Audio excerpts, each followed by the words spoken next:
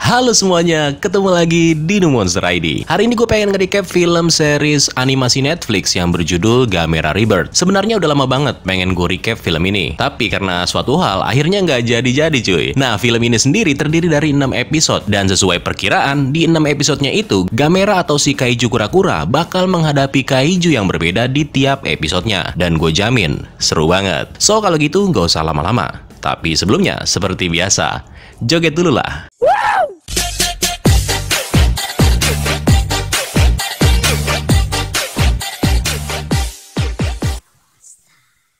Film dibuka dengan seorang bocah yang merupakan karakter utama kita yang bernama Boko. Di sini Boko terlihat lagi mencoba menghubungi temannya menggunakan sebuah alat komunikasi. Dengan wajahnya yang sedih dan juga penampilannya yang sumuh, Boko terus berharap kalau sahabatnya yang bernama Joe itu akan membalas panggilan komunikasi tersebut. Namun nyatanya nggak ada balasan sama sekali. Scene kemudian mundur jauh ke sebelum kejadian di awal tadi. Di suatu lokasi, tepatnya di sebuah pertambangan di wilayah Papua Nugini, ada sekelompok orang yang terlihat lagi melakukan aktivitas penambangan. Tapi sebenarnya mereka ini bukan cuma ingin sekedar mengeruk sumber dayanya, melainkan mereka mencari sesuatu yang lain. Nah, di tengah aktivitasnya, ada seorang pekerja yang bahkan sempat bertanya kepada temannya, apakah yang ada di sini sama dengan yang ada di Indonesia? Temannya lalu menjawab, enggak, yang di sini itu jauh lebih besar. Nah, begitu sampai di bawah, para pekerja langsung dikagetkan dengan penemuan yang ada di hadapan mereka, di mana beberapa makhluk tampak muncul dan mulai memangsa semua pekerja.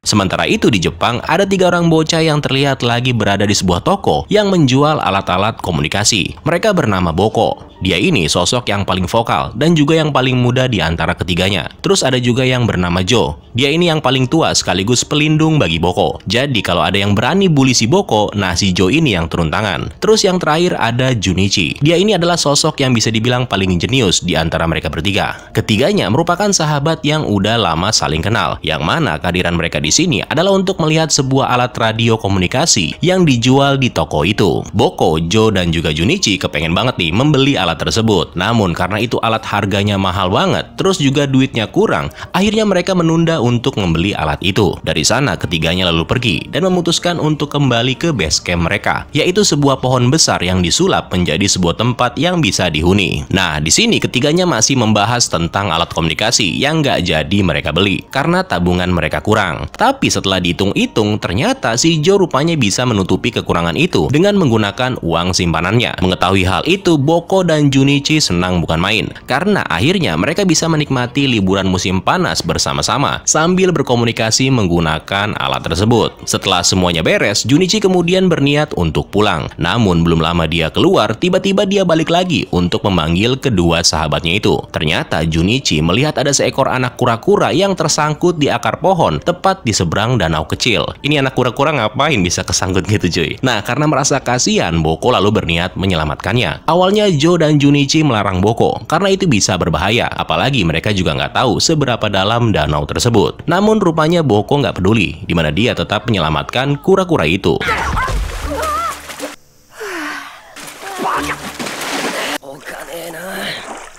Akhirnya mereka berhasil menyelamatkan kura-kura tersebut dan kemudian kembali melepaskannya. Next, malam harinya, Boko yang udah pulang ke rumah terlihat lagi menyaksikan siaran berita yang mengabarkan perihal hilangnya penduduk desa di wilayah Filipina. Nggak berapa lama ibunya Boko lalu datang sambil ngomel-ngomel karena baju yang dipakai Boko sebelumnya penuh dengan lumpur. Di sini sang ibu lalu mengingatkan supaya jangan bergaul lagi sama Joe dan juga Junichi karena menurut sang ibu nggak ada gunanya. Si ibu juga memastikan begitu Boko nanti masuk SMP, dia nggak akan bertemu lagi dengan kedua temannya itu.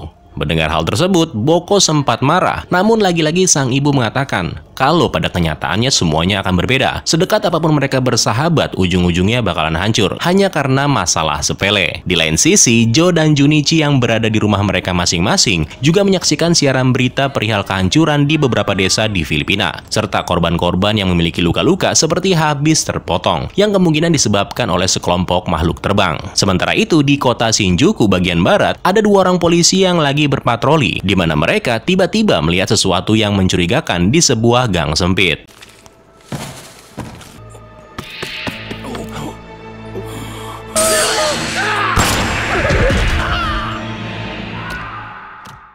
Esok harinya, Boko dan kawan-kawan akhirnya datang ke toko untuk membeli alat komunikasi yang mereka impi-impikan. Namun, pas sedikit lagi mereka mau masuk ke toko, tiba-tiba mereka bertemu dengan sekelompok anak remaja tukang bully yang dipimpin oleh Brody. Brody ini adalah anak dari seorang jenderal militer Amerika yang lagi bertugas di Jepang. Nah, karena dia merasa sebagai anak orang yang berkuasa, si Brody ini jadi sok jagoan. Siapapun bocah yang ketemu dia bakal dipalak cuy, termasuk Boko dan teman-temannya ini, dengan alasan pajak keamanan antara negara Amerika dan Jepang. Nggak ada hubungannya sebenarnya antara pajak dengan bocah-bocah ini. Nah, karena menolak membayar, akhirnya Boko, Jo, dan Junichi dibawa deh ke lokasi yang sepi. Di sana ternyata Boko dan si Jo dihajar, sampai-sampai kotak yang berisi uang untuk membeli alat komunikasi dirampas sama si Brody. Jo yang nggak terima kalau Boko dipukul dengan cepat membalas dengan meninju muka si Brody. Namun sayangnya pada akhirnya ketiga sahabat itulah yang pulang dengan keadaan bonyok.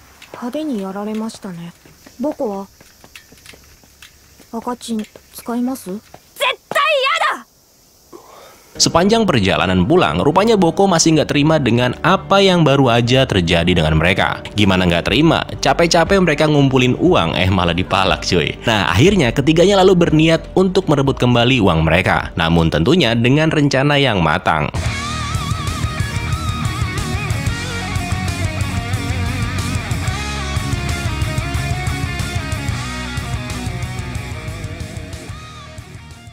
Sementara itu, di pangkalan militer Amerika yang ada di Jepang, ayah dari Brody si tukang palak tadi tiba di lokasi. Dia bernama Jenderal Raymond Osborn. Kedatangannya ke sini adalah untuk memantau pergerakan dari makhluk-makhluk terbang yang terdeteksi mendekati wilayah mereka. Malam harinya, situasi darurat pun diumumkan, yang mana pada saat yang bersamaan, Boko dan teman-temannya berada di suatu lokasi untuk mencari Brody. Begitu ketemu si Brody, Boko dan kawan-kawan langsung meminta supaya uang mereka dikembalikan. Tapi tentu aja si preman cilik ini nggak mau mengembalikan, dan bahkan dia berencana untuk kembali memukuli Boko dan kawan-kawan. Namun ketika dua kelompok ini udah mau berantem, tiba-tiba terdengar suara pesawat tempur yang membuat seisi ruangan menjadi bergetar. Karena penasaran, mereka semua kemudian keluar dan menemukan kalau ternyata nggak jauh dari lokasi mereka terjadi pertempuran antara makhluk-makhluk terbang melawan pesawat tempur milik Amerika. Sayangnya, gempuran dari pesawat tempur nggak bisa mengusir makhluk-makhluk aneh itu yang kini semakin mengganas dengan memangsa para penduduk kota.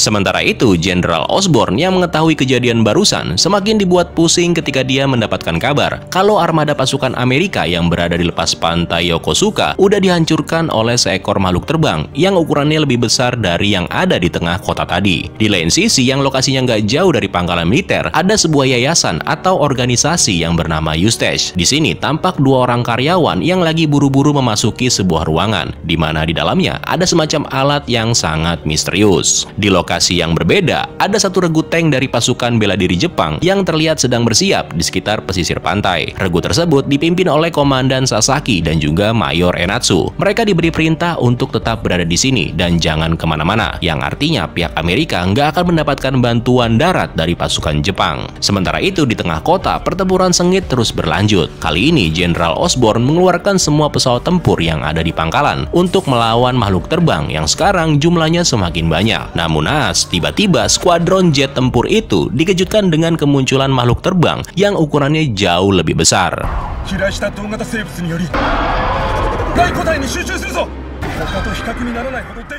Boko dan kawan-kawan beserta Brody dan anak buahnya ternyata masih menonton pertempuran yang terjadi di tengah kota. Saking serunya nonton dan berdebat, mereka nggak sadar kalau ada seekor makhluk terbang yang lagi mengincar semua anak-anak ini. Nah, begitu tahu nih, semuanya jadi panik dong, dimana mereka berusaha sekuat tenaga untuk bisa menyelamatkan diri. Di momen ini, Boko, Jo, dan juga Junichi hampir aja dimangsa. Tapi untungnya di luar terjadi sesuatu, dimana area di sekitar kemudian bergetar yang menyebabkan kedua makhluk yang lagi memburu Boko dan kawan-kawan terpental dan akhirnya mati. Nah, pas mereka memeriksa keluar, ternyata ada satu ekor monster raksasa yang muncul, dan kali ini dengan wujud kura-kura.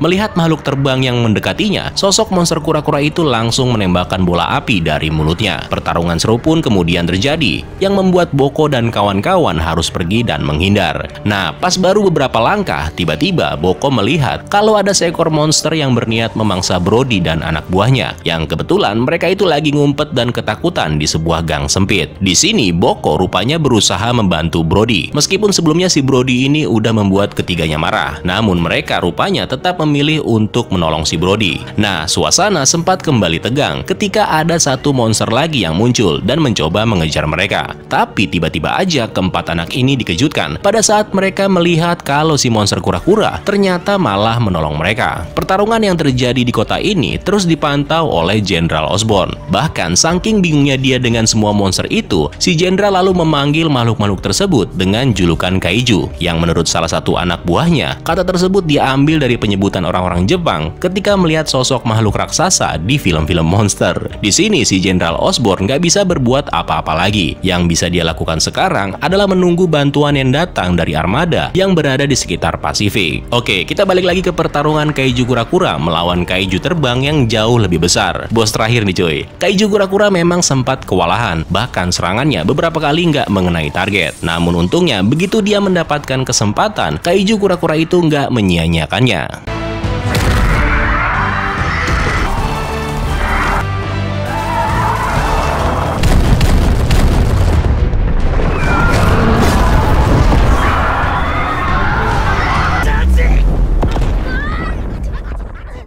Nah, sayangnya, apa yang dilakukan kaiju kura-kura itu rupanya direspon berbeda oleh pasukan bantuan Amerika yang baru aja tiba di lokasi dengan menyerang kaiju kura-kura tersebut secara membabi buta. Untungnya, makhluk itu memilih untuk pergi dan terbang meninggalkan kota. Joe yang kebetulan melihat kura-kura bisa terbang kemudian jadi bingung, di mana dia mengatakan kura-kura jenis apa itu. Boko lalu menanggapi hal tersebut dengan alasan yang gak jelas. Dia lalu menyebut makhluk itu sebagai Gamera. Nah, gak berapa lama kemudian, ada sebuah helikopter yang muncul dan mendarat tepat di lokasi di mana Boko dan yang lainnya berada. Dua orang yang bernama James dan juga Emiko lalu keluar untuk menjemput Boko dan teman-temannya, sekaligus berniat menanyakan perihal makhluk-makhluk terbang yang dijuluki oleh kedua orang ini sebagai Gyaos. Ya, itulah dia alur cerita film Gamera Rebirth episode yang pertama. Gue sengaja bikin satu episode doang ya, karena gue pengen tahu lo pada seneng gak film Gamera yang versi animasi begini. Kalau kalian emang suka, silahkan di like video ini sebanyak-banyaknya, dan kita akan ketemu lagi di episode yang selanjutnya tentunya. Kalau gitu gua pamit undur diri dan sampai ketemu lagi.